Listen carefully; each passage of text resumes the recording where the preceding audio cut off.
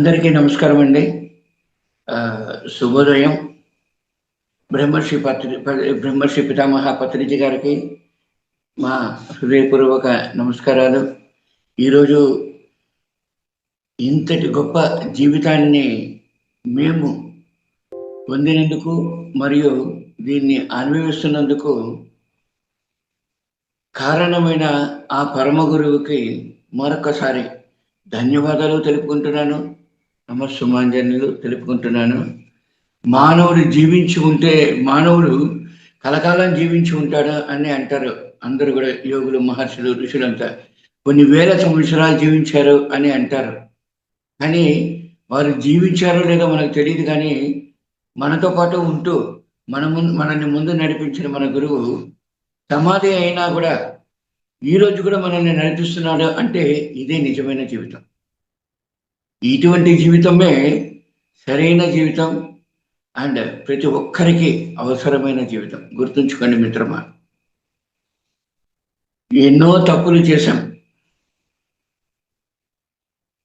సభాముఖంగా మన్నించండి అని ఆ ప్రకృతిని, భగవంతుని కోరుకుంటాం. ఎంతో మందిని నొప్పించి ఉంటాం, ఎంతో మందిని కష్టపెట్టి ఉంటాం, ఎంతో మందిని హేళన చేసి ఉంటాం. అందరికీ ఈ సభాముఖంగా క్షమించమని కోరుకుంటూ నా యొక్క ఈ ప్రవచన స్టార్ట్ చేస్తాను. మాస్టర్స్, గురువు అంటే మనల్ని ఉన్నత స్థితులకు తీసుకెళ్లేవాడు అనేవాడు గురువు. గురి ఉన్నవాడే గురువు అన్నాడు పత్రిజీ. గురి అంటే ఏంటండి? శ్వాసను గమనించడం, ఎరుకతో ఉండడం అన్నది అర్థం. మనం ఎప్పుడు కానీ శ్వాసను గమనిస్తూనే ఉండాలి, ఎరుకుతూనే ఉండాలి, ఈ మౌనం పాటించాలి. ఇవన్నీ గురువు నేర్పిన పాఠం మనకు. అందరం ధ్యానం చేస్తున్నాం, చాలా మంది ధ్యానం చేస్తున్నారు, శాకాహార ప్రచారాలు చేస్తున్నారు, ఎంతో హ్యాపీగా ఉంది, పిరమిడ్లు కడుతున్నారు, లక్షల కొద్ది అమౌంట్లు డబ్బులు డొనేషన్ చేస్తున్నారు, చాలా సంతోషంగా ఉన్నది. ఇంతటి స్థితికి మనం ఎదిగినాము అంటే దానికి కారణము, మన కర్మలను తొలగించుకున్నామంటే దానికి కారణము, మన కష్టాలను తొలగించుకున్నామంటే దానికి కారణము, మనం ఆరోగ్యంగా ఆనందంగా జీవిస్తున్నామంటే దానికి కారణము పరమ గురువు పత్రిజీ. అటువంటి గురువులు ఎంతో మంది ఈ సనాతన ధర్మాన్ని బోధించి సత్యాన్ని బోధించాడు. సనాతన ధర్మం అంటే జీవన విధానం అనేది అర్థం. సనాతన ధర్మం అంటే ఎన్నో యుగాలుగా వస్తున్నది. అది ఏమిటి అంటే జీవన విధానం అని బోధించిన పరమ పురుషుడు పత్రిజీ. అనుభవంలోకి తెచ్చుకున్న ఎన్నో భావాలను ఆచరిస్తూ, ఆ ఆచరణ ద్వారా మనలో వచ్చిన ఆ మార్పులను, ప్రక్షాళనను గమనిస్తూ లోకక్షేమం కోసం, ప్రజాక్షేమం కోసం ఈ విశ్వ ప్రణాళికలో ఈ యొక్క సత్యాన్ని బోధించడానికి వచ్చిన ఎంతో మంది మాస్టర్స్ అన్నవారు ఈ పిరమిడ్ సొసైటీలోనే ఉన్నారు అని పత్రిజీ చెప్తూనే ఉంటాడండి. ఇక అంత ఏం సార్ గొప్ప అంటే, నీకు తెలియదురా బాబు అంటాడు. నాకు చాలా నవ్వు వస్తుంది. ఏంటి సార్ మీరు ఇలా మాట్లాడుతున్నారే, మనమే గ్రేట్ అంటే ఎట్లా సార్, మనమే చెప్పుకోవచ్చు అంటే మనమే చెప్పుకోవాలరా, మనమే గ్రేట్ అనేది మనమే చెప్పుకోవాలి. ఎందుకంటే మనలో ఉన్న ఆ యొక్క ఉన్నత స్థితిని గుర్తించి, మనలో ఉన్న ఆ ఔన్నత్యాన్ని గమనించి, ఆ యొక్క ఎరుకతో ఉంటూ వాటి లోక కళ్యాణం కొరకు, లోక శ్రేయస్సు కొరకు, ప్రజా సంక్షేమం కొరకు, సకల జీవరాశులు సంక్షేమం కొరకు సేవ చేస్తున్న ఏకైక సంస్థ మన పిరమిడ్ సంస్థ అని బోధించిన పత్రిజీకి ఇంకెంత చెప్పాలి. ఇవన్నీ మనం నేర్చుకున్న పాఠాలు, అవునా కదా? అన్నీ మనకు తెలుసా తెలవదా అంటే అన్నీ మనకు తెలుసు, కానీ తెలియనిది ఒకటే ఒకటి ఉంది. ఏదైతే తెలుసుకున్నామో దాన్ని ఆచరించడంలో చిన్న చిన్న లోపాలు ఉన్నది మిత్రమా అని పత్రిజీ చెప్తూనే ఉంటాడు. ఎందుకంటే నిన్న వచ్చిన వాడికైనా మనకు అహం ఎక్కువైపోతుంది. ధ్యానం చేస్తున్నాం, జ్ఞానం పొందాం, ఎన్నో బుక్స్ చదివాం, అద్భుతమైన క్లాసులు చేస్తున్నాం, ఎంతో మంది మనల్ని ప్రశంసిస్తున్నారు. అలాంటప్పుడు మనకేమొస్తుందంటే అహంకారం వస్తుంది. అహంకారంతో కళ్ళు మూసుకుపోతుంది. అటువంటి స్థితిలో ఒకరోజు నేను కూడా ఉన్నానండి. ఆ రోజు పత్రిజీ చెప్పాడు, నాయన కూర్చో అన్నాడు. చెప్పండి సార్. నిన్న వచ్చిన వాడికైనా నేను వచ్చిన వాడు గొప్పవాడు రా. అవును సార్, నిజమే సార్ అంటే. ఈరోజు నాకు ఎవరో చెప్పారు ధ్యానం అంటే మంచిది అనేసి. కానీ ఆ ధ్యానం సాధన చేసినప్పుడు ఆ మంచి ఎంత మంచి అనేది నేను గ్రహించాను. ఎన్నో బుక్స్ చదివాను, కొన్ని వేల పుస్తకాలు చదివిన తర్వాత ప్రచారము అనేది స్టార్ట్ చేశాను. 1976 నుంచి ధ్యానం చేశాను, 1978 నుంచి ప్రచారం చేశాను. ఆ రోజు నుంచి ఈ రోజు వరకు ప్రచారం చేస్తూ ఎంతో మందిని కలుస్తూ ఉన్నాను. అని ఒకటి మాత్రం నిజం ఏంటంటే, ఇన్ని వేల పుస్తకాలు నేను చదివిన తర్వాత నువ్వు వచ్చావు నా దగ్గరికి. అంటే నా మాటను పట్టుకొని నేను చెప్పిన విషయాన్ని ఆచరించి ఈ స్థితికి నువ్వు ఎదిగావు. అంటే నాకైనా గొప్పవాడు కాదా నువ్వు అని పత్రిజీ అన్నాడండి.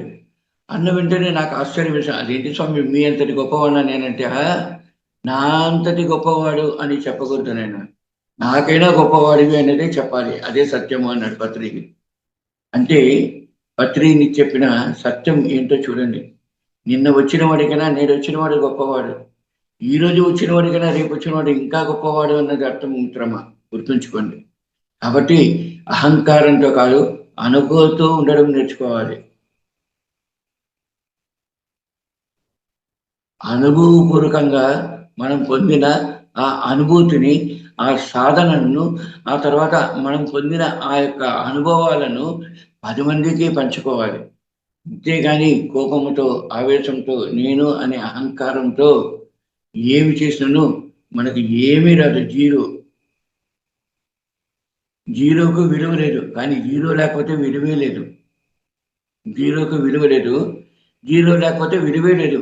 ముందు 1 పెడితే 100, మరొక జీరో యాడ్ చేస్తే ముందు 1 పెడితే 10, మరొక జీరో యాడ్ చేస్తే 100, మరొక జీరో యాడ్ చేస్తే 1000. ఇలా లక్షలు కోట్లు కూడా జీరోలతోటే స్టార్ట్ అవుతుంది. కానీ ముందు సంఖ్య లేదనుకోండి, అది వ్యర్థం. అంటే అది మన జీవన విధానం. ఆ సంఖ్య ఏంటండి? ఎన్ని జీరోలైనా పెట్టుకో, కానీ నీవు ఎంత కృతజ్ఞతాభావంతో జీవిస్తావో, ఎంత ఓర్పు సహనంతో జీవిస్తావో, ఎంత నిస్వార్థంతో సేవ చేస్తావో, ప్రేమతత్వంతో జీవిస్తావో, కరుణాతత్వంతో జీవిస్తావో, ఆ యొక్క జీవన విధానమే ఆ సంఖ్య అన్నమాట. కాబట్టి ఎన్ని లక్షలు అన్నది సంఖ్య కాదండి. ముందున్న ఎన్ని 10 జీరోలు పెట్టినా కూడా దానికి విలువ లేదు. ముందు 1 ఉండాలి, 2 ఉండాలి, ఏదో ఒక సంఖ్య ఉండాలి కదండి. కాబట్టి అహంకారంతో కాదు, అనుకవతో, ప్రేమతో మనం జీవించడం నేర్చుకోవాలి. ఎంత సాధన చేస్తే అంత మంచిది, ఎంత మౌనం పాటిస్తే అంత మంచిది, ఎంత ధ్యానం చేస్తే అంత మంచిది. సాధన చేస్తే మనలోని అజ్ఞానాన్ని మనం తొలగించుకోగలం. సాధన చేస్తే మనలోని లోపాలను మనం సరిచేసుకోగలం. సాధన చేస్తే మనలోని శక్తిని మనం గ్రహించగలం. అదే సాధనతో మనమేంటో, మన శక్తి ఏంటో అన్నది కూడా మనం గ్రహించగలం మిత్రము. ఇది నేర్పిన వాడు పత్రిజీ. కనులు తెరుచుకుంటే మౌనం, కనులు మూసుకుంటే ధ్యానం అన్నాడు. కనులు తెరుచుకుంటే ప్రాపంచికంగా జీవిస్తాము, కనులు మూసుకుంటే ఆధ్యాత్మికంగా జీవిస్తాం. కనులు తెరుచుకున్నప్పుడు మనం ఎలా జీవించాలో, ఎంత ఓర్పు, సహనం, నిదానంతో, సమయోచిత బుద్ధితో ఉంటామో అన్నది నేర్చుకోవాలి మిత్రమా. అలాగే కనులు తెరుచుకొని ఉన్నప్పుడు, కనులు మూసుకున్నప్పుడు ఎంత అనకవుగా జీవిస్తున్నాము,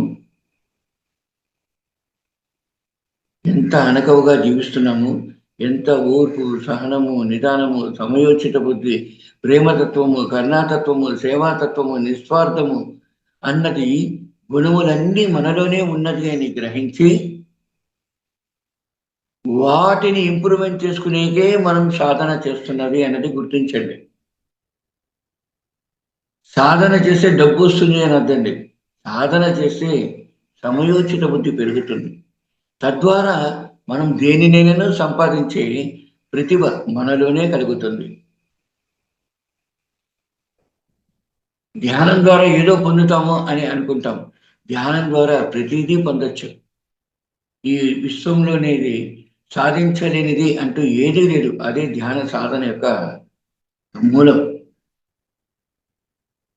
పత్రిజీ గారి సమాధి అయిన తర్వాత ఆ రోజు నా పాదరక్షలను నేను వదిలేశానండి. గురువుకు అంకితం పాదరక్షలు. అలాగే కొన్ని రోజులకు పత్రిజీ గారు ఏమన్నారంటే, కడసారి ఫోన్ చేసింది నాకే అనమాట. గురువు గారు పిలిపించి మరీ చెప్పాడు, ఏమని, అరుణాచలంకు వెళ్ళు, అన్నప్రసాద వితరణ చెయ్యన్నాడు. అదేంటి సార్, ఏం చేస్తాను, అరుణాచలంకి వెళ్ళినాడు. ధ్యాన ప్రచారం చేస్తాను సార్, ధ్యాన అరుణాచలం చేస్తుంటే, ధ్యాన అరుణాచలం నువ్వు చేయనక్కడ ఆల్రెడీ అది ధ్యాన అరుణాచలం, జ్ఞాన అరుణాచలం కానీ ఉన్నది, నువ్వు చేయవలసింది అన్నప్రసాదం అన్నాడు. అదేంటి సార్ అంటే, నువ్వు వెళ్ళనైనా నీకే తెలుస్తుంది అన్నాడు. వచ్చాను, కూర్చున్నాను. ఈ యొక్క అన్నప్రసాద వితరణ చేసుకుంటూ సాధన చేసుకుంటూ ఉన్నప్పుడు తెలిసింది, మనం చేయవలసింది ధ్యాన ప్రచారమే.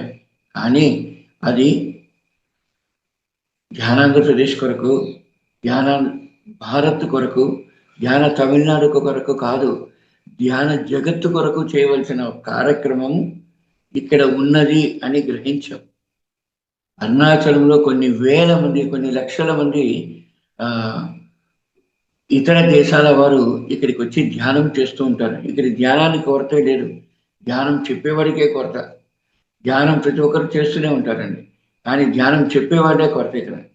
కాబట్టి ఆ స్థితిని పొందడానికి, దానిని పెంపొందించడానికి ఇక్కడ ఉన్నాం. ఇక్కడ మామూలుగా my dear friends, my dear masters అంటూ మనం గడ్డం తీసుకొని ఆ తర్వాత మనం మనదైన స్థితిలో ఉంటే ఈ వరకు మనకు విలువ లేదు. అందుకోసం ఈ గడ్డం ఒక నటన, ఈ వస్త్రధారణ ఒక నటన, ఇది సత్యం. అంతేగాని ఈ వస్త్రధారణ చేసుకోవడం వల్ల నేనేదో స్వామీజీ అయిపోయాను అనుకోదండి. స్వామీజీ ఇలా జీవిస్తేనే మన చెప్పిన మాటను వాడు వింటాడు కాబట్టి మనం ఈ అవతారం తీసుకున్నాం. అందరూ ఈ అవతారాన్ని తీసుకోవాల్సిన నెసిటీ లేదు. ఇక్కడ ఫారినర్స్ వాడు మనల్ని అర్థం చేసుకోవాలంటే కుదరదు.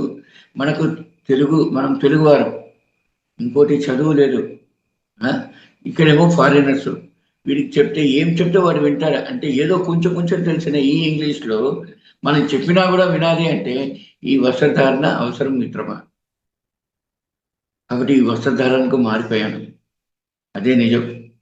వస్త్రధారణలో ఏమీ లేదు అని పత్రికారు ఎప్పుడు చెప్తూ ఉంటాడు. నేను కూడా అదే చెప్తున్నాను, వస్త్రధారణలో లేదు, మన జ్ఞానంలోనే ఉన్నది. ప్రతిదీ ఎంత ఓపికతో, ఎంత సహనంతో, ఎంత ప్రశాంతతతో మనము జీవిస్తామో అదే నిజమైన జీవితం.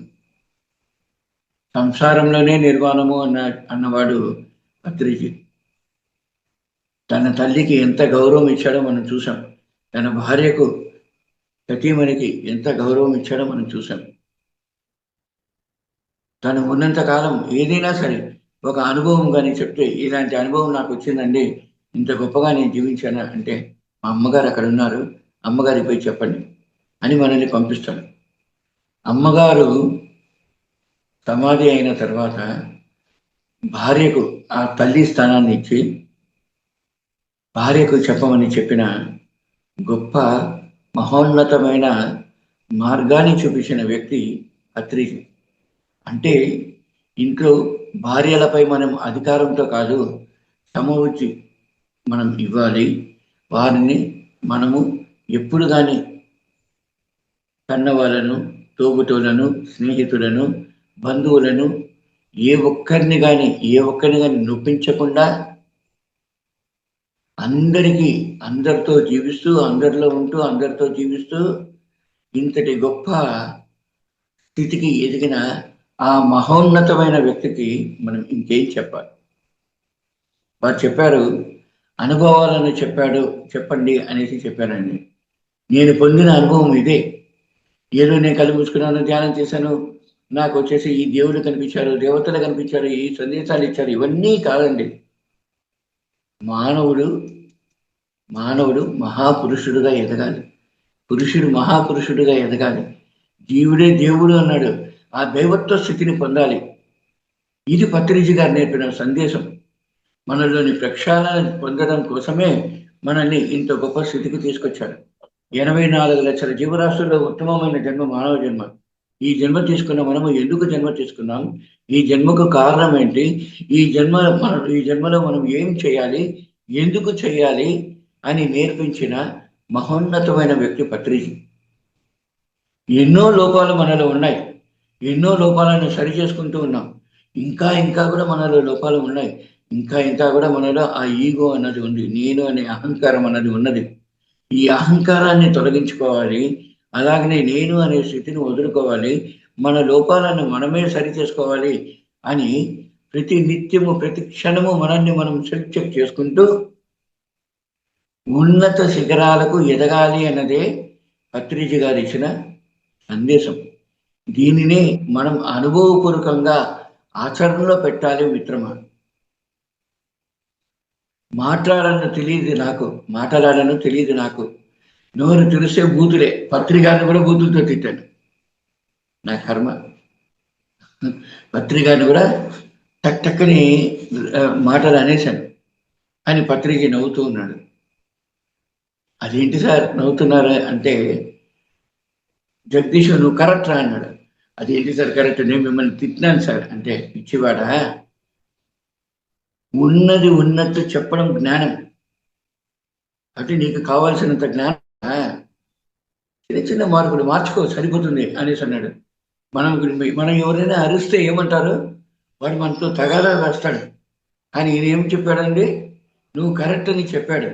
నీలోని లోపం ఇది పెద్ద విషయం కాదు, కానీ ఉన్నట్టే మాట్లాడావు కదా, నీకేం తోస్తే అది చెప్పావు, కరెక్ట్. ఇది ఒకటి అవసరం కాదు, ఇంపార్టెంట్. ఒక్క క్షణం ఆగి మాట్లాడు. ఆ ఒక్క క్షణం నిన్ను గొప్ప స్థితికి తీసుకెళ్తుంది అని మనల్ని మరచిన ఒక శిల్పి పత్రిజీ. ఇంతటి గొప్ప స్థితిలో మనం ఉన్నాము అంటే దానికి 100% కారణం పత్రిజీనే కదండి.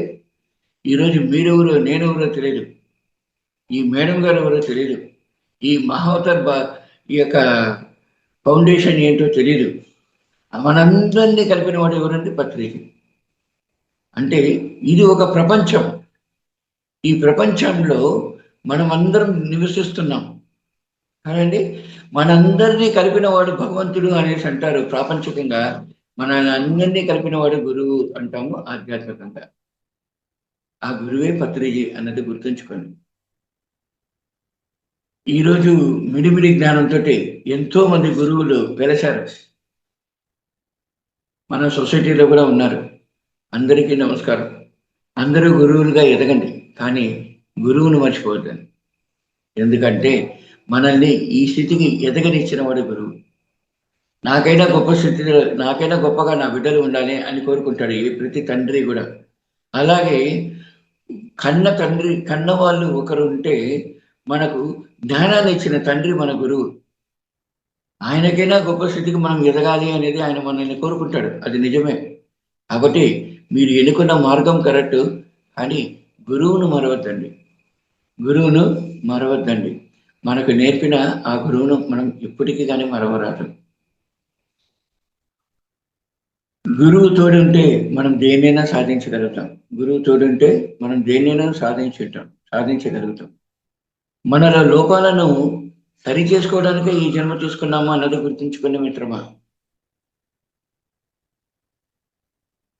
మనం దేన్నైనా సాధించవచ్చు, ఎంతటి స్థితికైనా మనం ఎదగచ్చు. అని మనల్ని మనం సరి చేసుకోవడంలోనే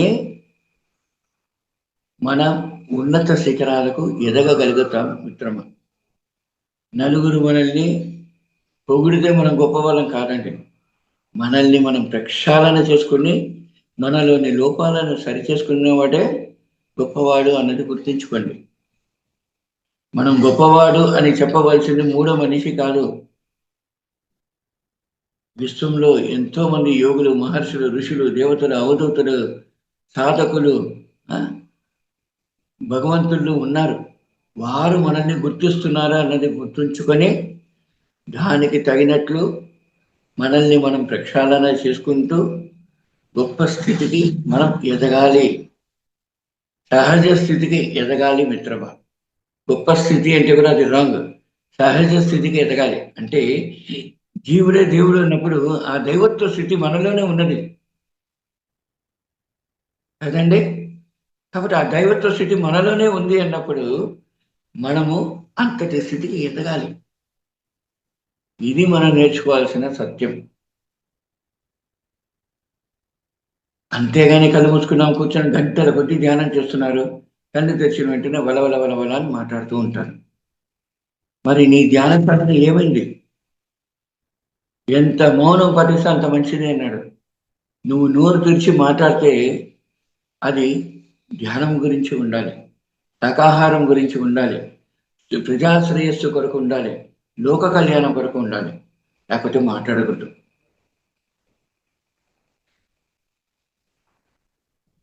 సాధన మాత్రం గొప్పగా చేస్తున్నాం.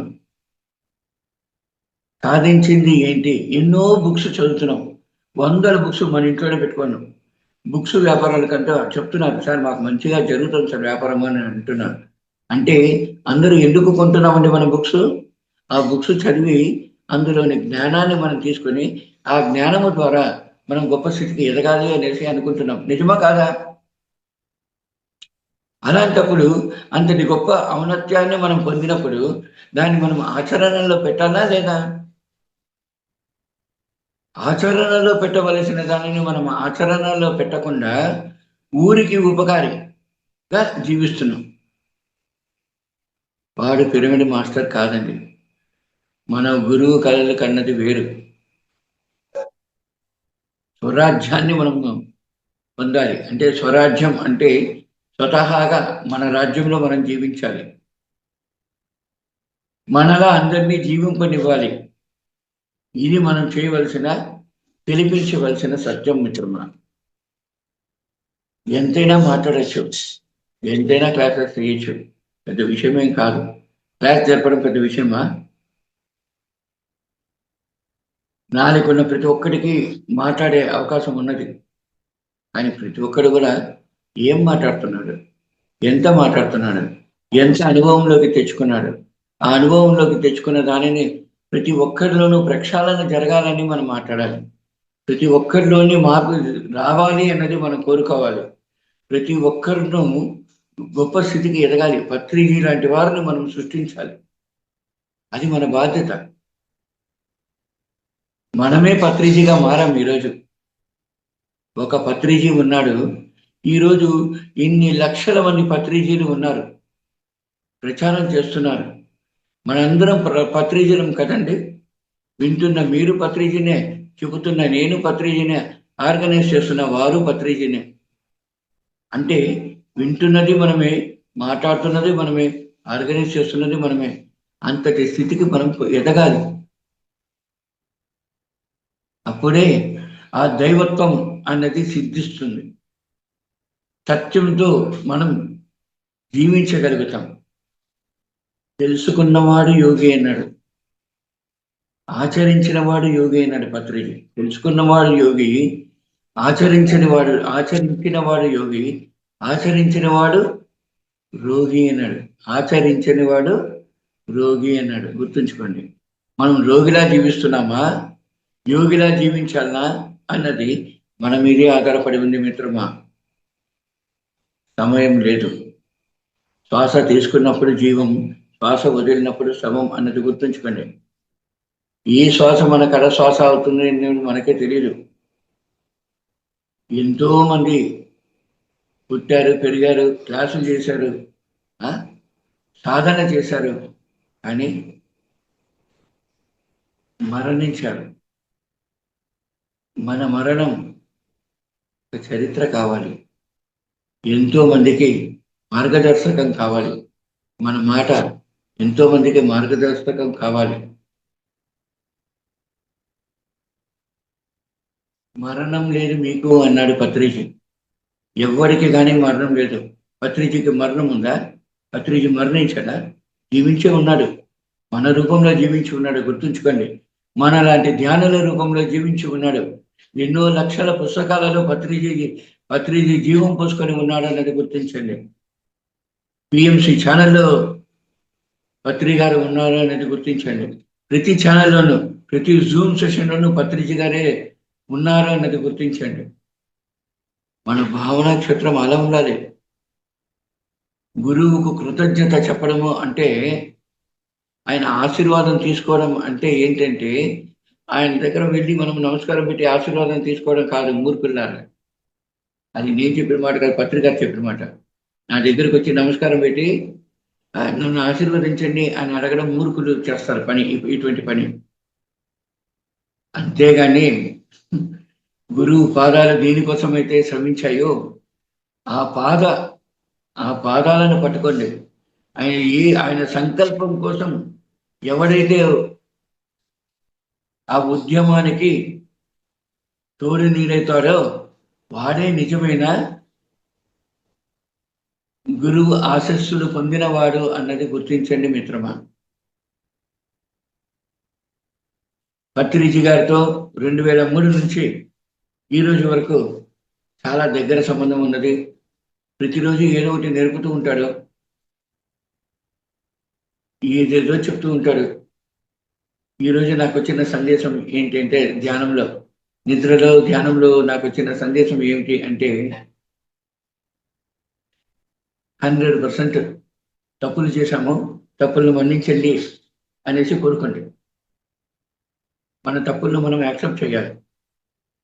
ఎంతో మందిని ఒప్పించాం, వారి దగ్గర మన్నించండి అని అడగండి. గ్రాటిట్యూడ్. గురువుకు మనము కృతజ్ఞత చెప్పాలి. ఎందుకంటే ఆయన ఎక్కడున్నాడండి అంటే, ఎక్కడున్నాడండి, ఎప్పుడో పోయాడండి అంటున్నారు మూర్ఖులు. కానీ ఎల్లప్పుడూ మనతో పాటే ఉన్నాడు, మనకు మంచి మంచి సందేశాలు అందిస్తున్నాడు అన్నది గ్రహించడమే గురువుకు మనం ఇస్తున్న విలువ, గురువు మనకు నేర్పిన ఆ ప్రతిభ. కాబట్టి ప్రతి ఒక్కరికి మనము ఆ కృతజ్ఞతా భావంతో ఉంటూ ఆ కృతజ్ఞత తెలిపించడం అన్నది చాలా చాలా చాలా చాలా ఇంపార్టెంట్ మిత్రమా. గురువు గారు ఏ ఊరికైనా వెళ్ళండి, ఆ ఊర్లో ఎవరైతే తను మొదటిలో ఎవరైతే మనకు సహాయం చేశారో వారిని మర్చిపోడు పత్రిక. వారిని పక్కనే కూర్చోబెట్టుకుంటాడు. ఈరోజు కొన్ని లక్షలు ఖర్చు పెట్టి ఉంటాడు, కానీ గతం మర్చిపోతే అది ఎలా? కాబట్టి ఎంతో మంది గొప్ప గొప్ప స్థితిలో ఉన్న వారందరూ కూడా గతం మర్చిపోయారు. గుర్తుంచుకోండి మిత్రమా, మనకి ఎవరైతే ధ్యానం నేర్పడో వాడిని మర్చిపోకూడదు, ఎవరైతే మన యొక్క జ్ఞానాన్ని ప్రసాదించారో వాడిని మర్చిపోకూడదు, ఎవరైతే మనకు సహాయం చేశారో వాడిని మర్చిపోకూడదు, ఎవరైతే మనకు చేదోడు వాదోడుగా ఉన్నాడో వాడికి మనం సహాయకంగా ఉండాలి. ప్రతి ఒక్కరికి మనం కృతజ్ఞత తెలుపుకుంటూ ఉండాలి.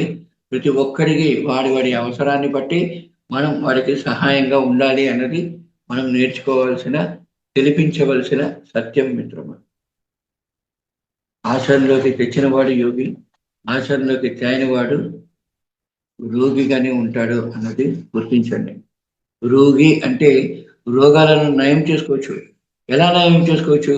మనల్ని మనం గుర్తిస్తూ, మనలోని లోపాలను సరిచేసుకుంటూ, మనల్ని మనం ఉన్నత శిఖరాలకు తీసుకెళ్లడమే ఈ రోగానికి మందు. దీని పేరే పత్రిజీ గారు పత్రిజీ స్థలో చెప్పాడు. దాన్ని మాయ రోగము అన్నాంరా అనేసి అంటాడు. దానిని మాయ రోగము అని అంటాడు పత్రిజీ. మానవుడు అంటేనే మాయలో పడి నలుగుతున్నవాడు అని అర్థం. గొప్ప స్థితికి ఎదుగుతాం.